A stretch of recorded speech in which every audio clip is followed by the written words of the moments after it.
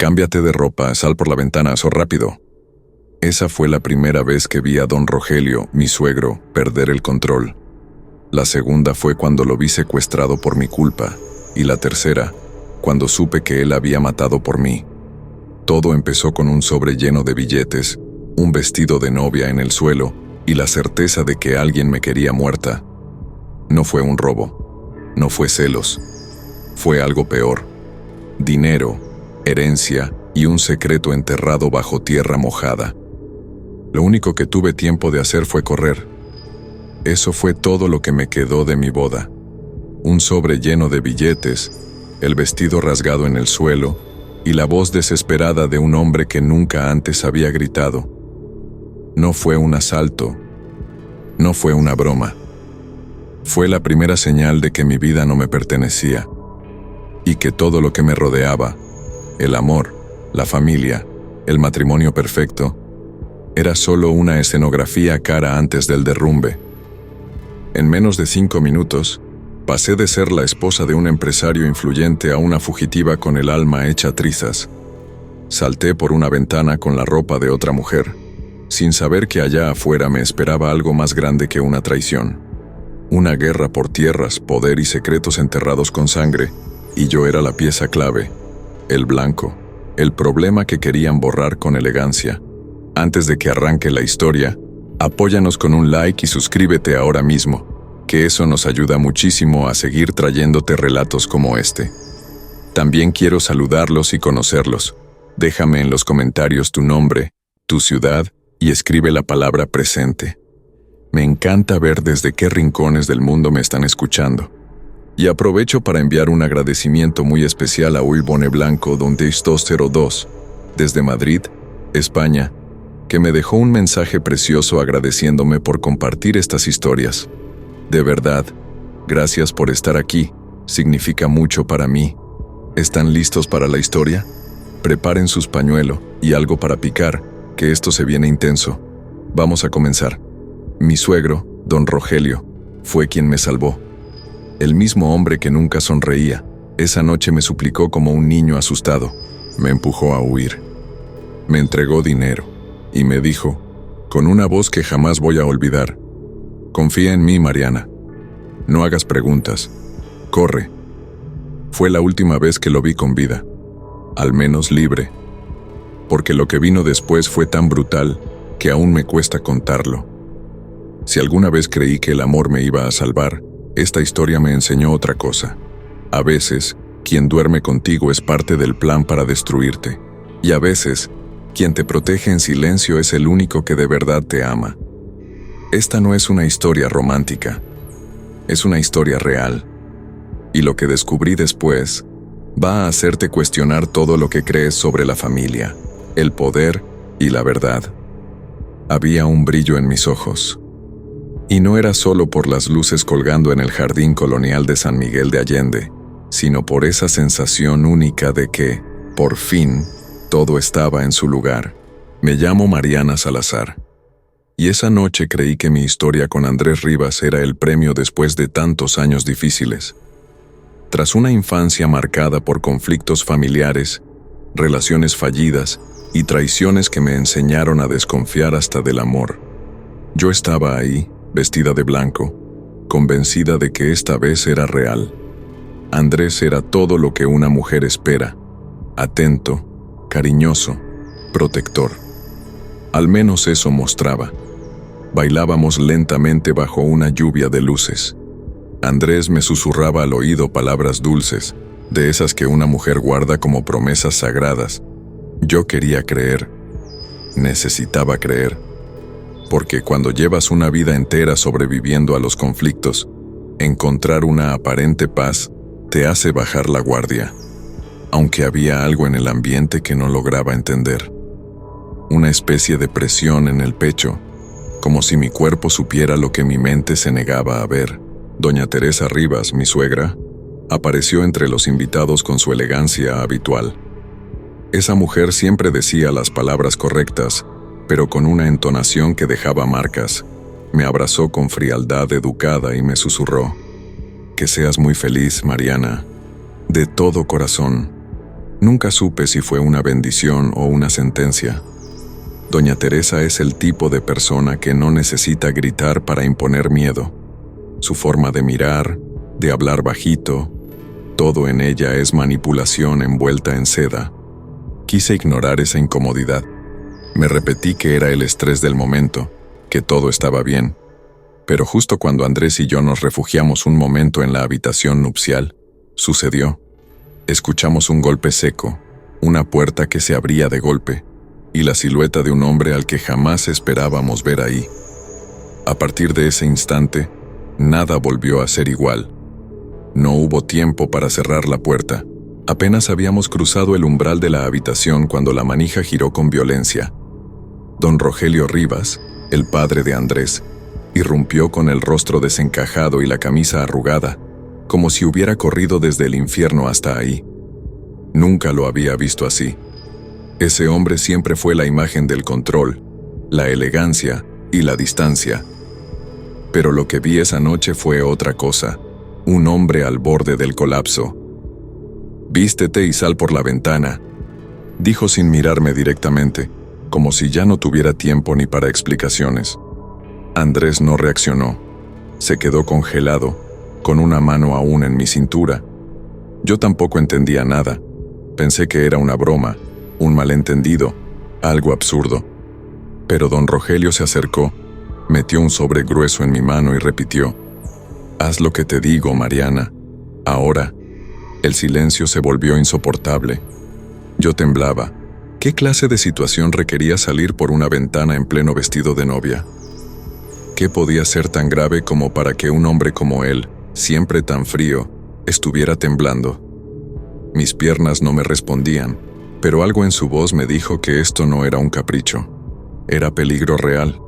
No entendía los motivos, pero podía sentir el miedo pegado a las paredes. Don Rogelio no daba explicaciones, solo órdenes, pero sus ojos hablaban de urgencia, de amenaza, de que alguien o algo venía hacia nosotros. Andrés intentó preguntar algo, pero su padre lo calló con un gesto.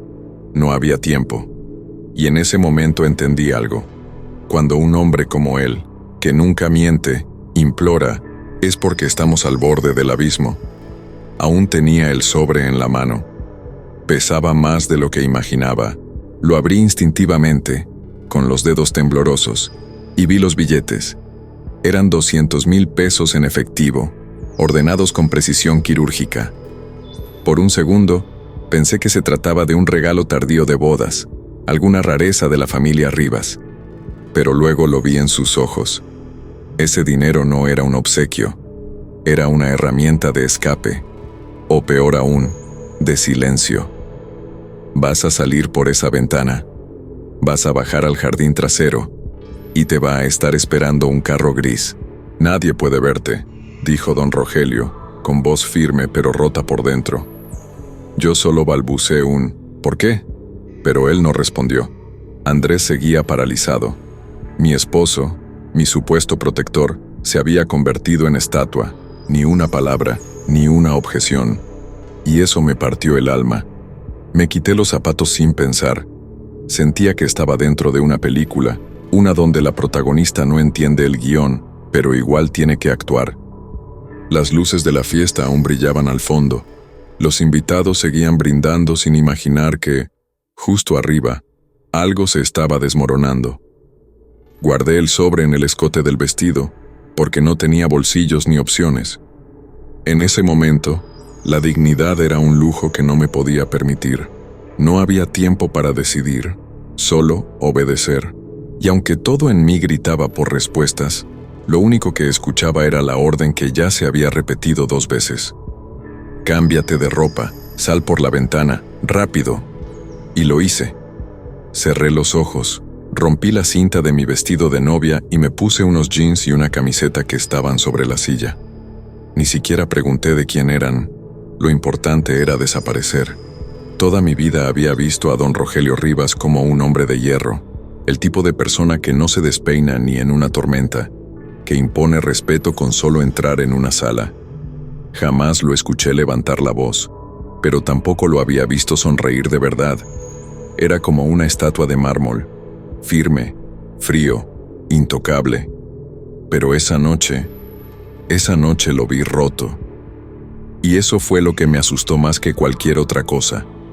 Cuando alguien tan imperturbable como él implora, ya no hay espacio para dudas. Sus manos temblaban y la forma en que me sujetó el brazo antes de que me fuera no fue violenta, fue desesperada. Por favor, Mariana, no hagas preguntas, solo sal de aquí. Es por tu bien, es por todos. Yo no sabía si llorar o gritar. Mi suegro estaba al borde del colapso, y mi marido, el mismo que me prometió amor eterno hace minutos, seguía mudo. Hubiera querido que Andrés reaccionara, que me dijera algo, que defendiera nuestra noche, nuestro momento, nuestro lazo. Pero no. Andrés estaba paralizado, como si no supiera si tenía permiso para moverse. Y ahí entendí que el poder en esa familia no lo tenía él. Lo tenía don Rogelio. Y si ese hombre estaba rogando, el peligro no era una posibilidad, era una certeza. Don Rogelio me abrió la ventana con sus propias manos. Su mirada ya no era la de un suegro orgulloso, era la de un hombre al borde del sacrificio, como si supiera que estaba a punto de perderlo todo con tal de protegerme. Y fue esa mirada, no las palabras, lo que me hizo cruzar ese marco y dejar atrás todo lo que era. Porque si él tenía miedo, yo también debía tenerlo. No tuve tiempo de pensar, solo actué. Porque aunque mi cabeza gritaba, esto no tiene sentido, mi cuerpo ya estaba en modo supervivencia. Me cambié de ropa, escondí el sobre con el dinero y salté por la ventana sin mirar atrás. No era una elección, era una orden disfrazada de súplica. Y algo dentro de mí sabía que si dudaba un segundo más, ya no habría escapatoria. Esa fue la primera vez que sentí que mi vida ya no me pertenecía. El vestido blanco quedó colgado en la silla, como un símbolo de lo que estaba dejando atrás. Una falsa seguridad, un amor posiblemente construido sobre secretos, una familia que parecía perfecta, pero estaba podrida por dentro. Caí sobre el césped con los pies descalzos, con el corazón saliéndose del pecho, y por primera vez en mucho tiempo, me sentí completamente sola. Nadie me explicó nada. Nadie me ofreció certezas, solo tenía miedo, y 200,000 pesos en el sostén. Caminé agachada hasta el fondo del jardín. Cada ruido me hacía saltar, cada sombra parecía una amenaza. Desde las ventanas, las luces de la fiesta seguían brillando como si nada hubiera pasado. Una boda perfecta para una mentira perfecta. Me pregunté cuántos de los invitados sabían lo que realmente estaba ocurriendo, o todos eran parte del espectáculo. ¿Cuántas verdades estaban siendo enterradas mientras yo escapaba?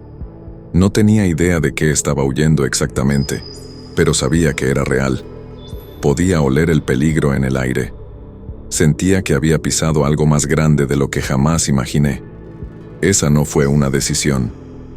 Fue una reacción visceral, instintiva, como los animales que huyen antes de que caiga la tormenta. Y mientras me acercaba al muro trasero, empecé a entender que lo que venía no era una historia de amor, era una guerra. No fue solo una ventana, fue una frontera simbólica entre la Mariana que confiaba y la que ahora corría sin mirar atrás. Al saltar, no solo dejé atrás el vestido, la música y los abrazos falsos, dejé atrás mi apellido, mi comodidad, mi idea de lo que era el amor. Porque en ese momento entendí, una mujer que huye con dinero en el sostén y miedo en los ojos ya no es la misma, nunca lo será. Me dolían los pies, me latía la cabeza, y aún así no me detuve. Me arrastré entre arbustos, manché mis jeans nuevos, sentí que cada paso me arrancaba pedazos de identidad. El vestido de novia seguía allá arriba, colgado como un trofeo abandonado. Pasé de novia a prófuga en menos de 10 minutos, y todo lo que parecía estable se desmoronó con un solo grito. ¡Rápido! No tenía teléfono, no tenía explicación. Solo una dirección mental que me había repetido don Rogelio. Camina hacia el portón trasero, no te detengas. Las luces de la ciudad se veían a lo lejos, como si pertenecieran a otra vida, y yo, Yo ya no sabía a qué mundo pertenecía. ¿Cómo se reconstruye una mujer cuando ni siquiera sabe por qué está huyendo? Ese instante fue mi primer funeral. Enterré a la esposa perfecta, a la chica que esperaba cariño de su suegra, a la joven que creía que el amor lo podía todo. Lo que quedó fue otra cosa, una sobreviviente con la cara sucia, el alma rota y demasiadas preguntas. Y al tocar el suelo del otro lado del muro, supe que ya no había vuelta atrás. Aterricé en la acera como si saliera de un sueño maldito. Era de noche, pero no era una noche cualquiera. Todo estaba en silencio. Ni un perro, ni un coche, ni siquiera un ruido lejano. Solo esa calma artificial que se siente antes de una tormenta. Caminé descalza unos metros, y ahí estaba. Un auto gris con las luces apagadas, esperándome como si ya supiera que yo vendría. El conductor ni siquiera se bajó. Solo abrió la puerta trasera y me hizo una seña con la cabeza. Me subí sin decir palabra.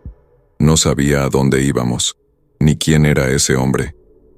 No tenía rostro familiar, pero tampoco tenía miedo en los ojos. Parecía más preocupado por ser discreto que por consolarme. Su nombre era Jesús, lo supe después, y su presencia fue la confirmación de que todo había sido planificado.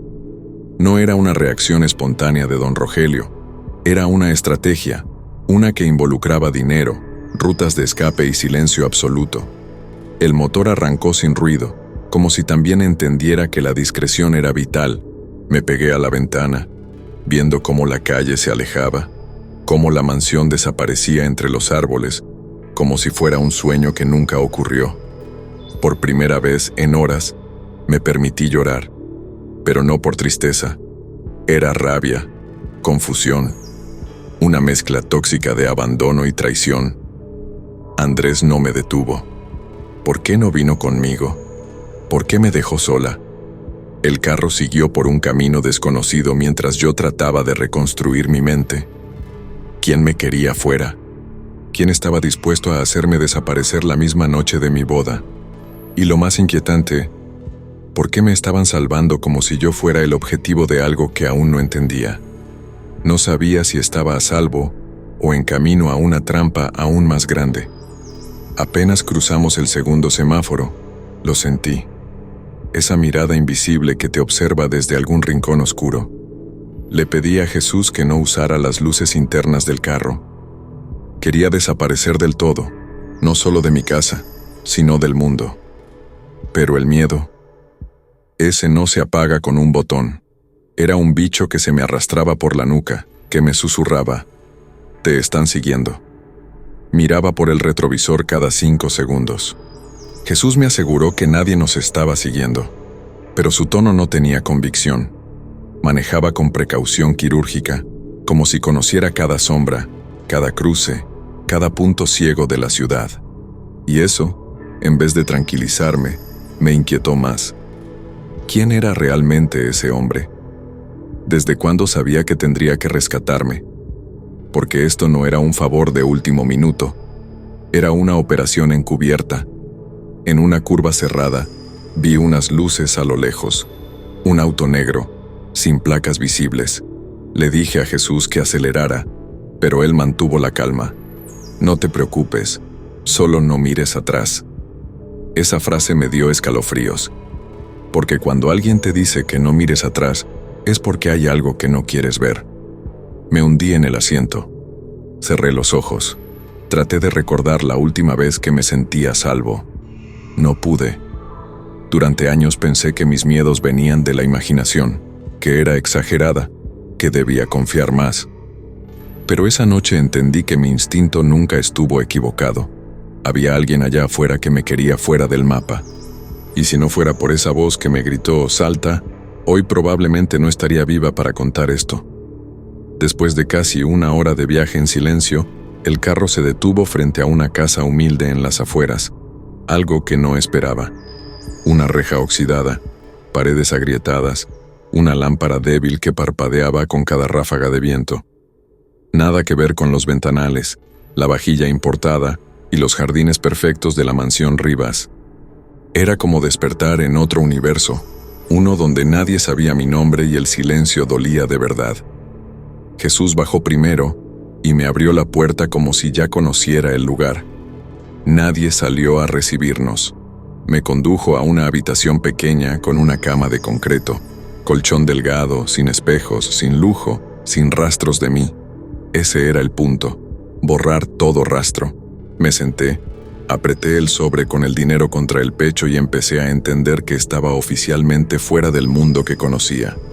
Ese lugar no tenía cámaras, ni servidumbre, ni sonrisas falsas, solo realidad cruda. Sentí un nudo en la garganta, no por el lugar en sí, sino por lo que significaba. Había cruzado de una vida en la que me pintaban como princesa a un exilio impuesto por manos que supuestamente me amaban.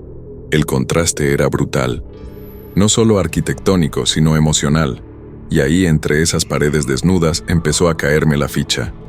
Alguien me quería lejos por algo muy valioso, algo que yo aún no sabía que tenía. Jesús me dejó una muda de ropa, una taza de café instantáneo y una frase corta: descansa, mañana te explicarán todo. No pregunté quién, ni cómo, solo asentí con la cabeza, porque ya no tenía fuerzas para más, pero sí tenía una certeza ardiendo en el pecho. Si me estaban escondiendo ahí, era porque el enemigo era poderoso, y estaba mucho más cerca de lo que imaginaba. Me despertaron al amanecer con un golpe suave en la puerta. Era un hombre mayor, de voz áspera y rostro curtido por el sol. Se presentó como Aníbal, un viejo amigo de don Rogelio, y me miró con algo entre respeto y lástima.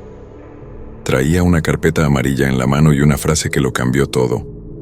Tú eres la heredera de algo que muchos están dispuestos a matar por tener.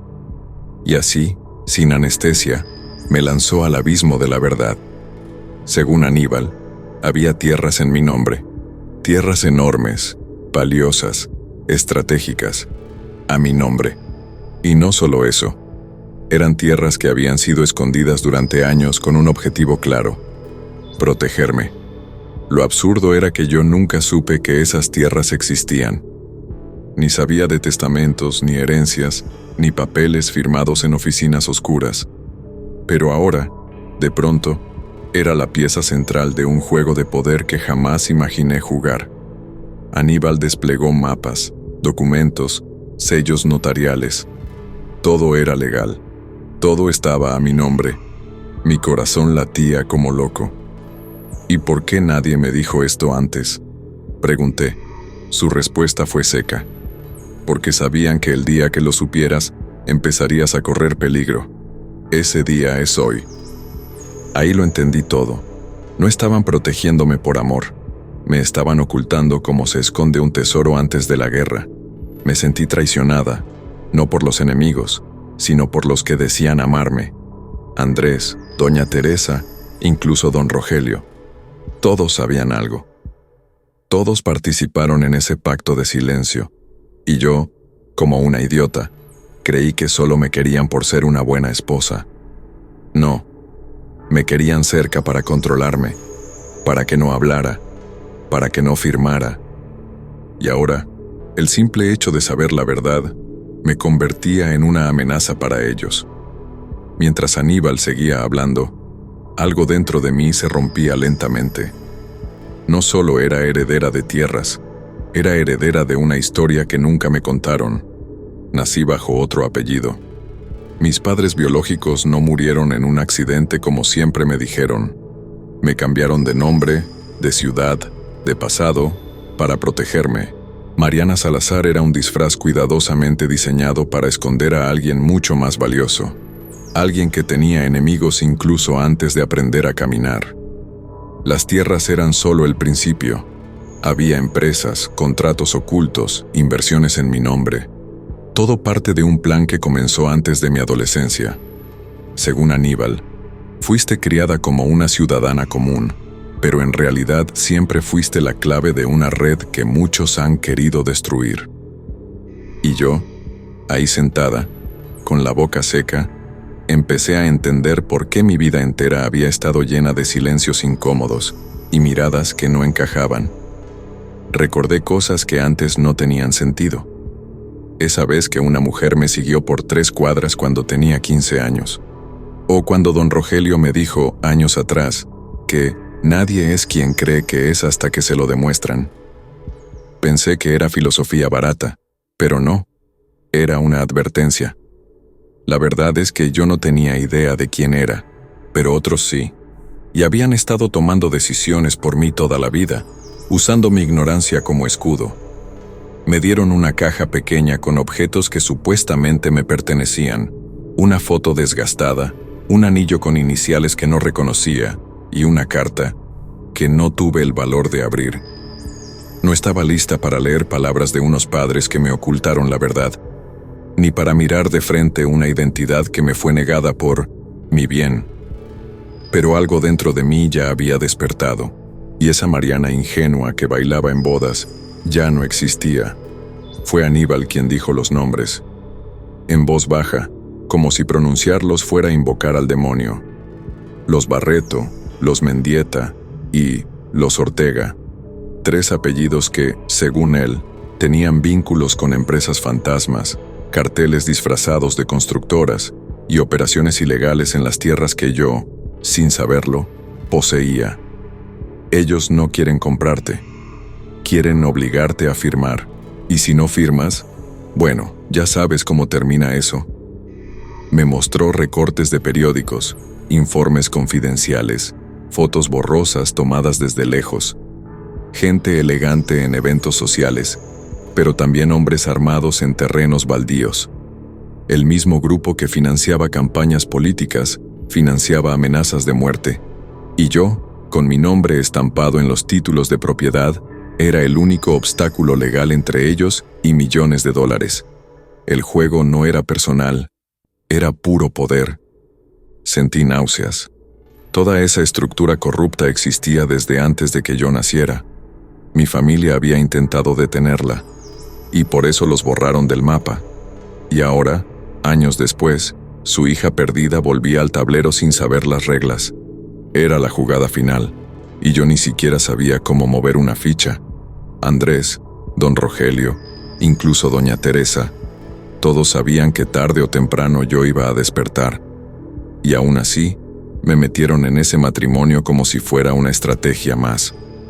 Ellos no quieren tu perdón, Mariana. Quieren tu firma, quieren tu silencio. Y si no se los das, buscarán tu cadáver. Esa frase quedó flotando en el aire como una sentencia. Por primera vez, el problema ya no era emocional, era geopolítico, económico, criminal. Y yo estaba en el centro de todo eso, con 200,000 pesos en el sostén y una vida que ya no me pertenecía. Esa noche no pude dormir, no por miedo a que me encontraran, sino por algo peor, la culpa. Me di cuenta de que, al escapar, no solo estaba salvando mi vida, también estaba dejando a otros expuestos. Pensé en don Rogelio, en su rostro desencajado, en sus manos temblando mientras me empujaba por la ventana. Ese hombre serio y rígido había arriesgado todo para protegerme. ¿Y si ahora él estaba pagando el precio? Y Andrés, Dios, Andrés, ¿dónde estaba? ¿Qué le estaban haciendo? ¿Estaba de su lado o era parte de la mentira? No lo sabía. Pero si él no estaba involucrado directamente en la traición, entonces ahora estaba en la mira por amarme, o por haberse casado conmigo. Porque, aunque ese matrimonio parecía real, cada vez sentía más que fue diseñado para contenerme, para vigilarme. Y si se atrevió a romper las reglas por protegerme, lo estarían buscando también. Jesús me dijo que mi ubicación era secreta, incluso para don Rogelio, que cuanto menos supieran los demás, más seguros estarían. Pero la culpa no entiende de lógica. Sentía que mi fuga había encendido una mecha que podía volar por los aires a toda la familia Rivas, a mis aliados desconocidos y a cualquiera que me hubiera tendido la mano. Y todo por tierras que nunca pedí, por una herencia que me ocultaron, por un secreto que yo no pedí descubrir. Esa noche entendí que el peligro no es solo el que viene a matarte, también es el que te hace vivir sabiendo que otros están sufriendo por ti. Quise tomar un teléfono, llamar a alguien, hacer algo, pero lo único que pude hacer fue cerrar los ojos. apretar los dientes y esperar, porque sabía que lo peor estaba por venir y que ya no estaba sola, en el sentido más doloroso de la palabra. No llegó un mensaje, no hubo advertencia, solo la noticia, seca, violenta, como una bofetada sin previo aviso. Don Rogelio había sido secuestrado. Jesús entró a mi habitación con el rostro serio y los ojos bajos. Lo tomaron anoche, en su propia casa. No hubo testigos, no dejaron rastros. Yo me quedé en silencio. Sentí como si me arrancaran el aire del cuerpo. Ese hombre me había salvado, y ahora estaba desaparecido. Las imágenes en mi cabeza eran insoportables. Lo imaginaba atado, herido, rodeado de esos tipos que solo sonríen cuando hacen daño. Y lo peor, sabía que lo hacían por mí, por haberme protegido, por haberme dicho la verdad. Todo caía sobre mis hombros como una avalancha de plomo. ¿Cuántas personas más iban a caer antes de que yo reaccionara? Aníbal confirmó lo que temía. Esto es una declaración de guerra. Ya no se trata de asustarte. Ahora van por los que te rodean. Los mensajes eran claros. El siguiente paso iba a ser yo, o alguien más que amara. Me senté en la cama con las manos heladas. El sobre con el dinero aún estaba allí. Irónico, ¿no? Podía comprar un boleto de avión, podía desaparecer, pero no podía comprar la vida de un hombre que se sacrificó por mí. Y en ese momento, dejé de ser víctima. Dejé de llorar. Algo dentro de mí se endureció. Me levanté, caminé hasta el baño, me miré al espejo. El reflejo no era el de una mujer frágil, era el de alguien que ya no tenía opción. Iban a saber quién era Mariana Salazar, y no por las tierras, no por la herencia, sino porque acababan de secuestrar al único hombre que me defendió, y eso tenía consecuencias. La llamada llegó al amanecer. Un número desconocido, voz distorsionada, mensaje claro. Si quieres volver a ver a don Rogelio con vida, vienes sola y traes los papeles firmados. No hubo insultos, no hubo amenazas teatrales, solo una certeza helada que me dejó el cuerpo entumecido. El tiempo se acababa, y ya no estaban jugando, me querían de rodillas, me querían asustada, pero no sabían que ya no era la misma. Jesús se puso pálido al escuchar la grabación. «¿Van en serio?», murmuró, como si hasta ese momento no creyera que llegarían tan lejos. Aníbal me explicó que si firmaba los papeles, los enemigos tendrían acceso total a las tierras, al agua, al paso comercial que se escondía detrás de todo esto. Era más que una propiedad, era poder geopolítico, era dinero sucio, era una guerra de la que yo no tenía escapatoria.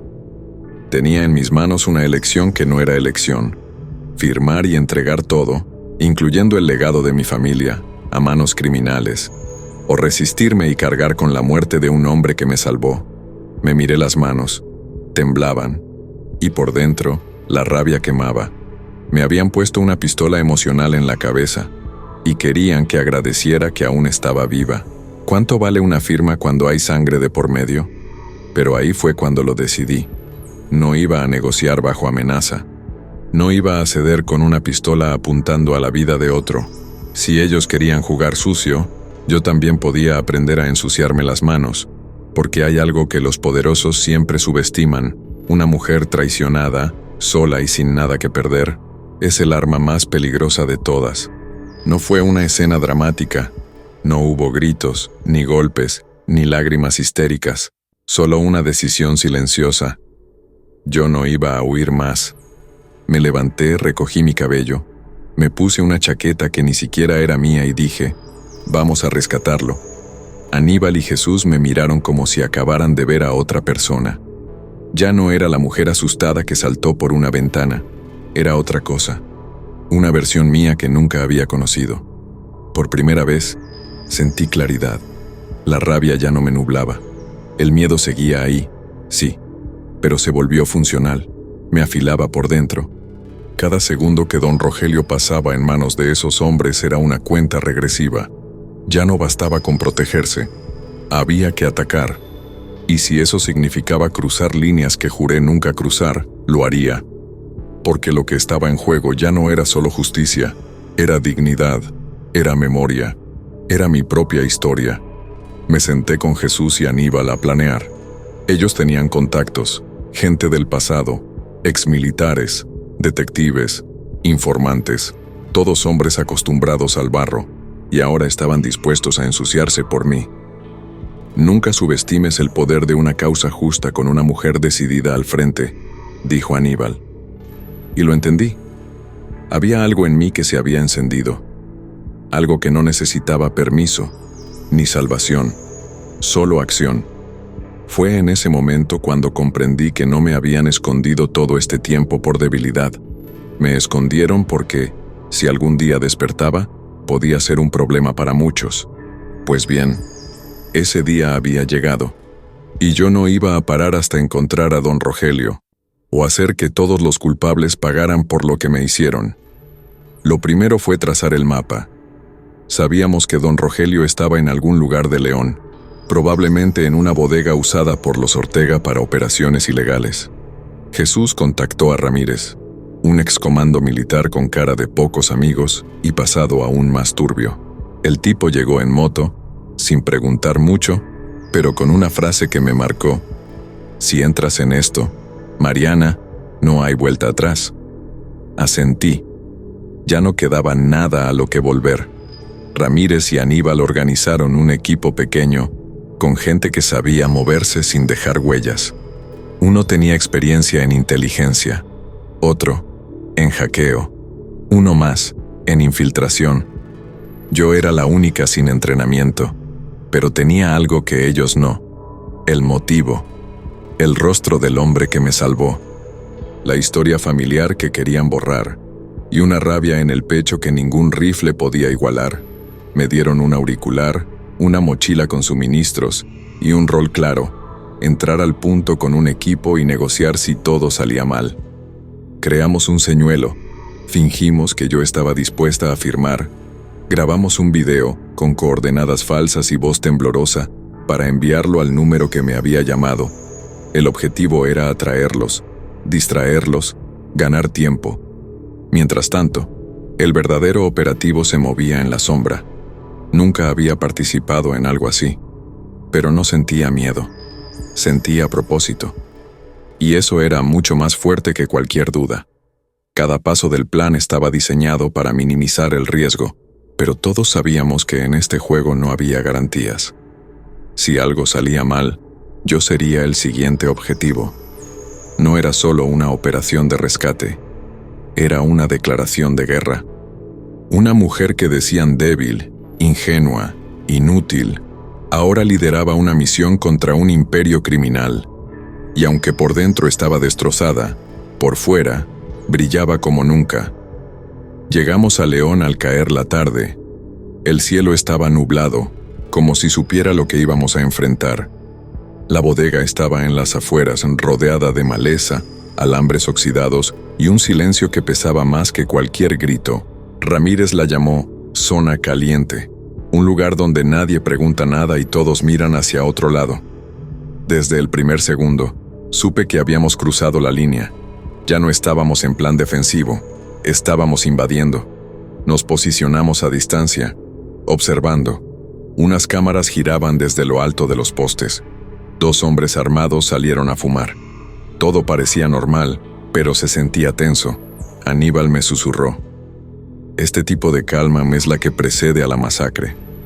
Yo respiraba lento, con la garganta cerrada. Tenía el cuerpo frío y el alma caliente. En esa bodega estaba don Rogelio, mi única familia real, y el reloj corría en su contra. Mi parte era clara: acercarme con un pretexto, fingir una entrega voluntaria, ganar unos minutos mientras el equipo se infiltraba por el costado. Me sentía como un cebo con nombre y apellido, pero si eso podía salvarlo, lo haría sin dudar. Me puse una gorra, lentes oscuros, y llevé los papeles falsos en una carpeta. Ramírez me dio una señal con la mano, a la cuenta de 3. Y entonces supe que no había marcha atrás. Estaba cruzando la puerta de los lobos. Al dar los primeros pasos hacia esa bodega, sentí que cada paso era una despedida. De la Mariana antigua, de la mujer que obedecía, de la víctima. La que caminaba hacia ese lugar era otra. Una mujer que, si tenía que morir, lo haría peleando por lo que amaba, con dignidad y con la promesa de que, pase lo que pase, no me iban a quebrar. Todo se desató en segundos. Crucé la entrada fingiendo nervios, como una actriz improvisada que no sabe si va a salir viva de la escena. Uno de los guardias me registró la mochila. El otro me miraba como si ya supiera quién era. Pero antes de que pudieran hacer preguntas, Ramírez dio la señal.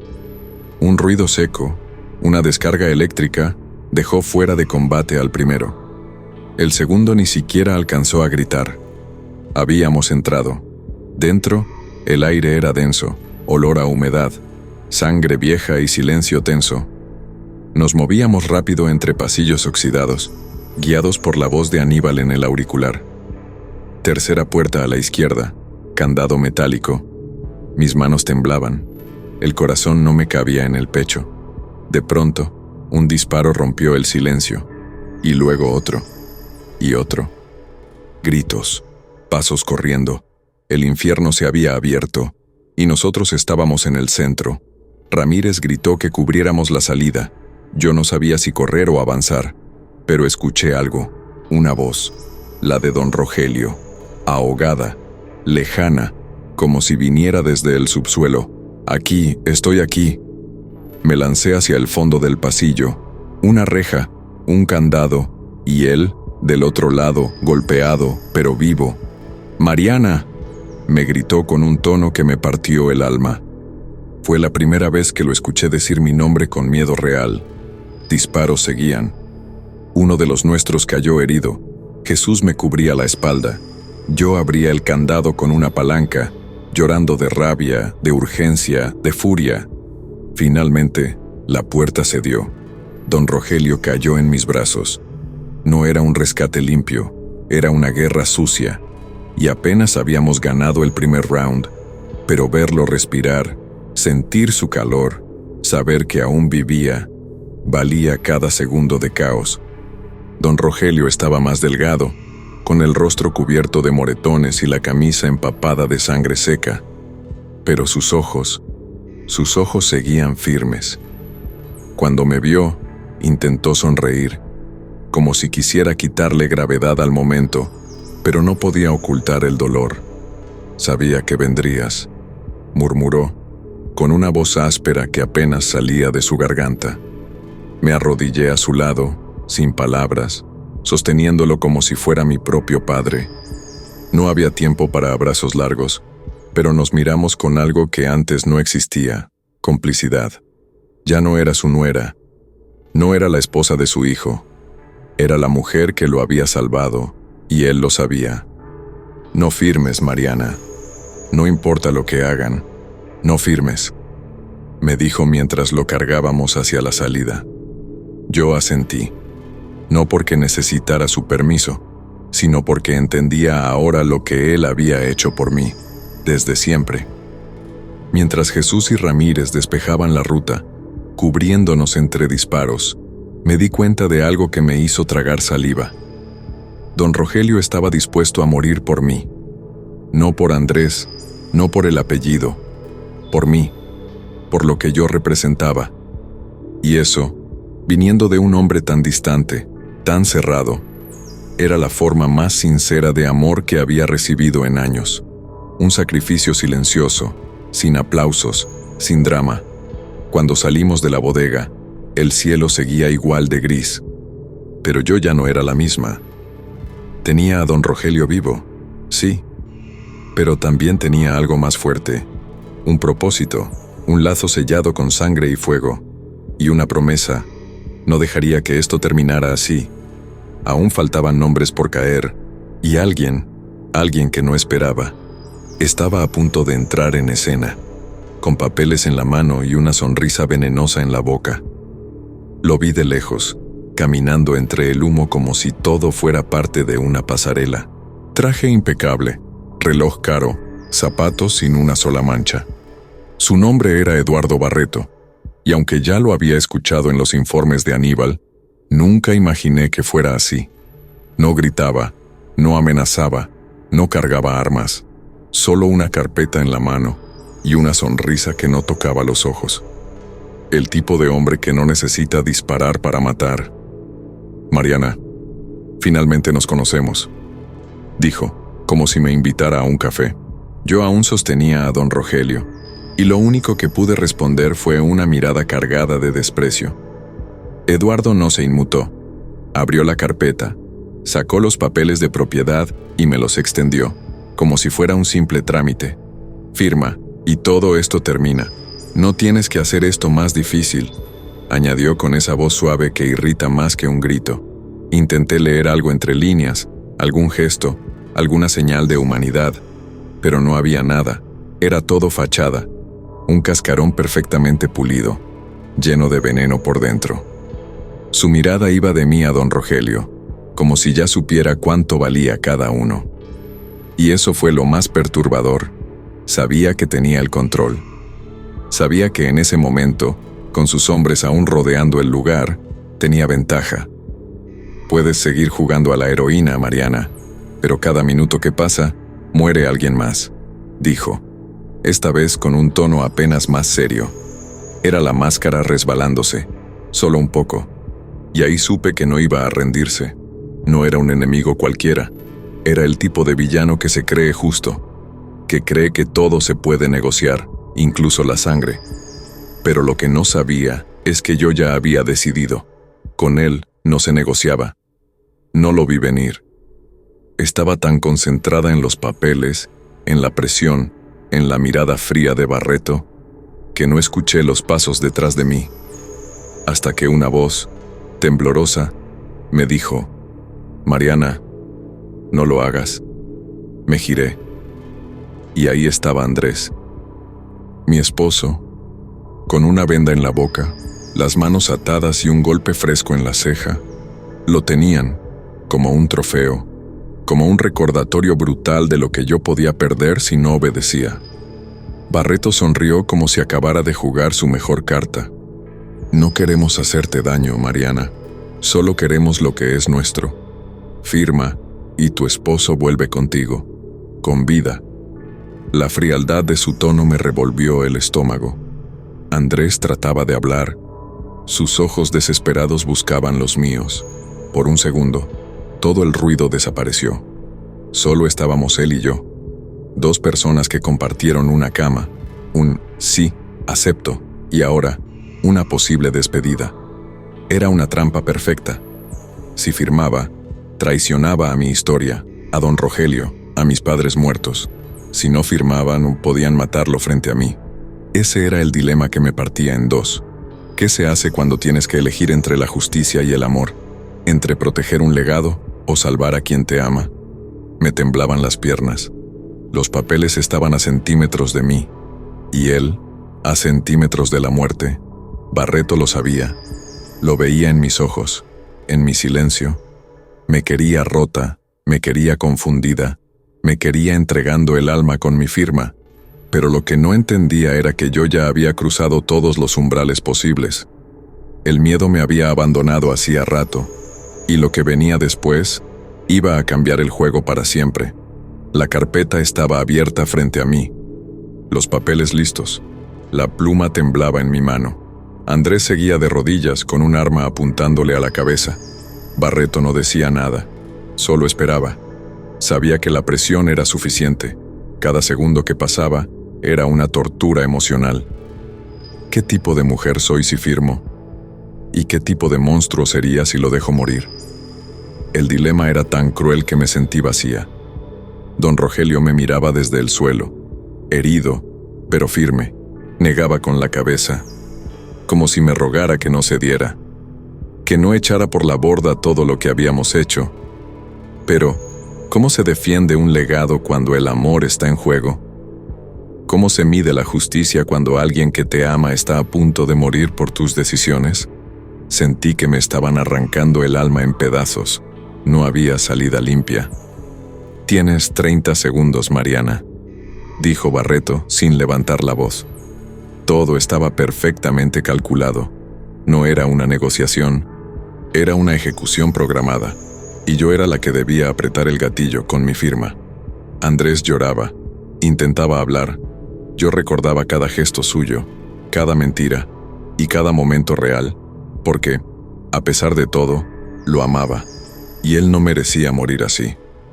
Respiré hondo, cerré los ojos, y me escuché decir algo que no sabía que iba a decir hasta que salió de mi boca. No voy a firmar, mátame a mí si quieres, pero no voy a vender la memoria de mis padres ni mi dignidad. El silencio que siguió fue tan denso que me dolía el pecho, y justo cuando creí que Andrés caería muerto frente a mí, algo explotó afuera, y todo cambió. La explosión sacudió las paredes como un trueno. Barreto se giró instintivamente. Yo me lancé al suelo. En segundos, el lugar se llenó de gritos, luces, órdenes en voz alta. Policía, al suelo. Todo fue confuso, violento, exacto. Entraron por todos lados, armados, con cascos y chalecos. Barreto intentó huir, pero un agente lo tiró al suelo de una patada. El villano elegante, ahora con la cara contra el polvo. Jesús había activado el plan B sin decirme. Mientras yo enfrentaba la trampa, él estaba transmitiendo todo en tiempo real a una unidad especial. La firma de los documentos era una farsa, pero la evidencia que entregamos antes de la operación, eso fue lo que los hundió. Cada palabra de Barreto, cada amenaza, cada rostro, había sido grabado. Ya no era solo una mujer contra un imperio. Era el Estado entrando con fuerza. Vi a Andrés siendo liberado. Se tambaleaba, lloraba, me buscaba con los ojos. Me abracé a él como si fuera la última vez. Don Rogelio, herido pero consciente, fue atendido por los paramédicos. Ramírez apareció cubierto de sangre ajena, sonriendo con la satisfacción de quien sabe que el monstruo cayó por su propio orgullo. Yo solo respiraba. Por fin, Barreto fue esposado, sin perder esa sonrisa de serpiente. «Esto no ha terminado, Mariana», dijo antes de subir a la patrulla. Yo lo miré fijamente, no con miedo, con promesa, porque esa era la diferencia ahora. Él ya no tenía el control. La verdad había salido a la luz, y aunque el dolor era real, también lo era la victoria. Una que me costó todo, pero que también me devolvió algo que creí perdido: mi voz. El hospital tenía ese olor raro que mezcla alcohol, silencio y cosas que ya no se pueden arreglar. Caminaba por los pasillos sin rumbo, con los pies pesados, la mirada baja, el alma hecha polvo. No sabía si habíamos ganado o solo sobrevivido. Don Rogelio dormía a ratos, con moretones por todo el cuerpo. Andrés no me soltaba la mano. Pero lo que más dolía era que nadie decía nada, ni siquiera yo. Cada vez que me miraba en el reflejo de las ventanas, me costaba reconocerme. Tenía los ojos hinchados, el rostro sin expresión, y esa sensación de estar flotando, como si el cuerpo estuviera, pero la cabeza no. Me hablaban, pero no escuchaba. Me abrazaban, pero no sentía. Todo el mundo hablaba de la valiente, de la heredera que enfrentó a los poderosos. Pero yo solo pensaba: ¿y ahora qué carajo hago con todo esto que quedó? Jesús pasó a dejarme café, sin decir mucho. Solo me lo puso en la mano, me apretó el hombro y se fue. Lo agradecí más que si me hubiera dicho 20 cosas bonitas. Aníbal trajo unos recortes de prensa. La mujer que puso fin al imperio oscuro. Cerré el periódico con cuidado. No quería leer nada. No necesitaba fama. Necesitaba un poco de paz, y no sabía dónde se encontraba eso. Esa noche me quedé sentada junto a don Rogelio. Él me miró con esa mezcla de orgullo y tristeza que solo un padre puede tener. Me dijo bajito: «Tus papás estarían tan orgullosos, pero sé que esto te rompió por dentro». Asentí, porque sí, porque no sabía cómo juntar los pedazos, y porque, aunque ya no corría peligro, ahora tenía que aprender a vivir sabiendo todo lo que me habían ocultado.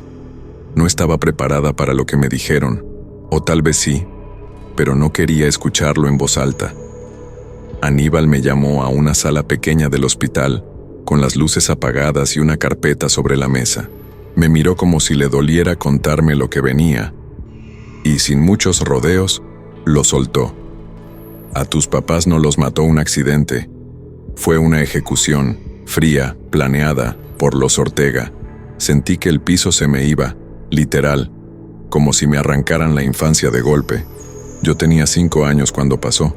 Me dijeron que fue un choque, que murieron al instante, que fue rápido, limpio, mentira.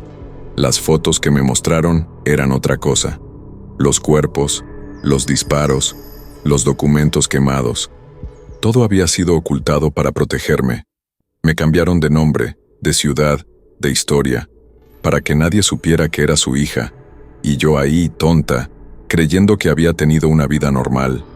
Lloré en silencio, de esos llantos que no hacen ruido, pero te dejan vacía, porque no era solo el dolor de perderlos, era el dolor de nunca haberlos conocido de verdad, de no saber qué música les gustaba, cómo se reían, qué cosas soñaban para mí. Me robaron eso, me robaron mi historia, y el coraje que me empezó a subir por el pecho no era rabia, era algo peor, una tristeza honda, sucia, pegajosa. Aníbal me dejó sola con una carta. La habían escrito ellos, la habían guardado por si algo les pasaba. Temblando, la abrí, y leí sus palabras como quien escucha la voz de un fantasma. Me dijeron que me amaban, que nunca me olvidara de quién era, que mi vida valía más que cualquier terreno, cualquier firma, cualquier apellido, y en ese momento supe que no podía vivir huyendo, que tenía que honrarlos, no con odio, sino con algo más fuerte. Fue Andrés quien me lo dijo, en esa habitación blanca, con olor a yodo y a verdades que duelen más que las balas. Tenía la voz ronca, el cuerpo débil y los ojos, esos malditos ojos que siempre me miraron como si yo fuera frágil. Sabía todo, Mariana, desde antes de casarnos. Me lo dijo así, sin adornos, como si soltarlo rápido fuera a doler menos. Spoiler, dolió igual.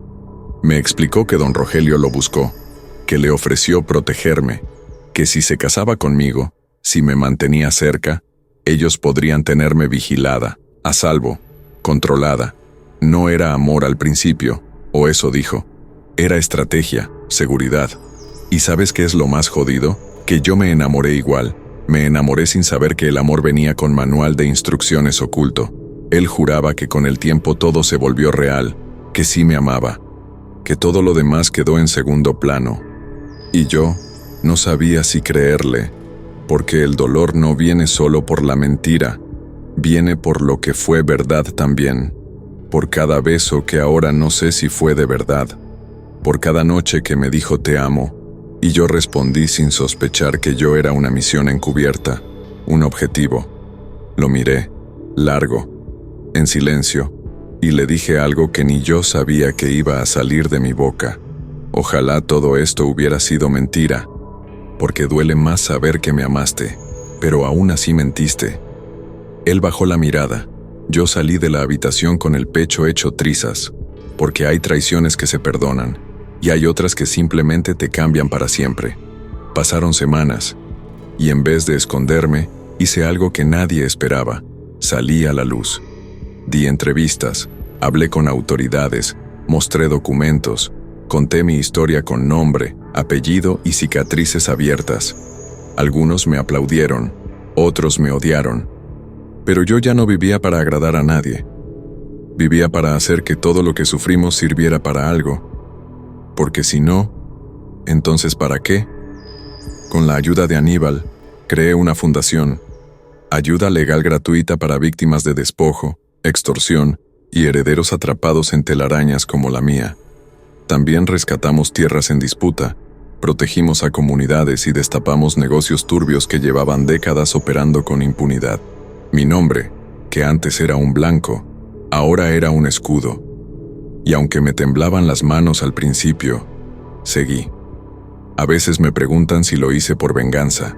No, la venganza me habría destruido. Lo hice por justicia, por memoria, por dignidad. porque mis padres merecían ser recordados como lo que fueron, valientes, porque don Rogelio arriesgó su vida por mí, porque Andrés, a su manera torcida, también me protegió, y porque yo merecía reconstruirme sin fingir que no había pasado nada. La Mariana que volvió no era la misma que se casó en San Miguel. Esa murió el día que saltó por la ventana. La que quedó era fuego.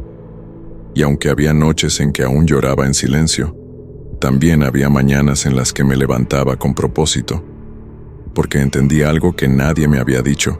Sobrevivir te hace fuerte, pero luchar por otros te hace libre. Creí que ya estaba del otro lado, que la paz, aunque rara, podía durar. Pero un día, al llegar a casa, la encontré. Una carta sin remitente, escrita a mano, con tinta negra y sin firma. Solo una frase: la guerra aún no ha terminado. Y un recorte de periódico con mi foto. Sentí ese viejo frío en la nuca, ese que pensaba haber superado. Pero no. El pasado no te suelta tan fácil. Aníbal revisó todo: cámaras, puertas, seguridad. Nadie vio quién la dejó. Nadie supo cómo entró. Jesús me miró con esa mezcla de rabia y miedo que solo tienen los que te aman de verdad. Quieren que te asustes, que retrocedas. Pero yo ya no era la misma. No me paralicé. Solo me senté en el sofá, con la carta en las manos, pensando: ¿quién sigue jugando este juego? ¿Y qué quieren ahora? La fundación había tocado nervios. Habíamos expuesto cuentas, propiedades, políticos. Tal vez alguno de los aliados de Barreto seguía activo. Tal vez era alguien nuevo. O tal vez era simplemente el recordatorio de que el mal nunca se va, solo cambia de máscara. Pero esta vez no me pillaron desarmada. Esta vez yo tenía equipo, recursos, voz, y sobre todo, ya no tenía miedo de contar mi historia. Guardé la carta, no como amenaza, sino como prueba, como recordatorio de que la lucha no tiene fecha de caducidad, pero también como señal de que yo estaba viva, firme y más preparada que nunca, porque entendí que la paz no es la ausencia de conflicto, es tener el coraje de seguir viviendo a pesar de él. Un día me desperté y entendí algo que me tomó años aceptar. El miedo nunca se va, solo cambia de forma. Hoy ya no salto con cada ruido, ni desconfío de cada sombra, pero sigo alerta, sigo observando, no porque viva en paranoia, sino porque ahora sé el valor de mi historia, de mi nombre, de mi vida, y decidí algo simple, pero profundo: no voy a rendirme, nunca más. Podría haber desaparecido, cambiar de país, esconderme otra vez, pero no. No después de todo lo que viví. Elegí quedarme, elegí enfrentar, no para demostrar nada, sino porque entendí que rendirse no es una opción para quienes ya han tocado fondo. Sobreviví a un matrimonio con secretos, a una familia que me usó como ficha, a enemigos que me querían muerta, y aún así, aquí estoy. La vida que tengo ahora no es perfecta. Tengo cicatrices que no se ven y otras que todavía arden, pero tengo paz. No la paz pasiva del que se resigna, sino la paz combativa del que se levanta cada día con el corazón roto y aún así ama, lucha, ríe, porque aprendí que hay una forma de ganar sin destruir, y es seguir adelante, a pesar de todo. Y si algún día vuelven a buscarme, si mandan otra carta, otro mensaje, otra amenaza, los estaré esperando, no con odio, sino con una verdad que ya no pueden quitarme.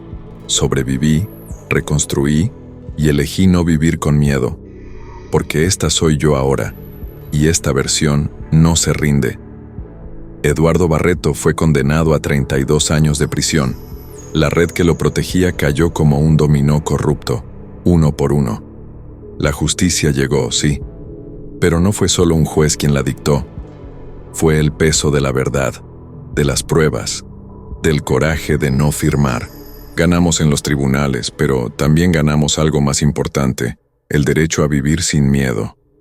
Don Rogelio, aunque marcado físicamente, se convirtió en símbolo de fuerza silenciosa. Fundamos juntos una escuela para jóvenes desplazados. A veces me mira y dice, medio en broma, medio en serio, nos ganamos el infierno, pero salimos caminando. Y tiene razón, porque sobrevivir no es lo mismo que vivir, pero también puede ser un renacimiento. Andrés y yo no volvimos, nos respetamos, nos agradecimos, pero algunas heridas no se cierran juntas. Me costó entenderlo, pero aprendí que no todo lo que duele necesita repararse. Algunas cosas simplemente se honran y se sueltan.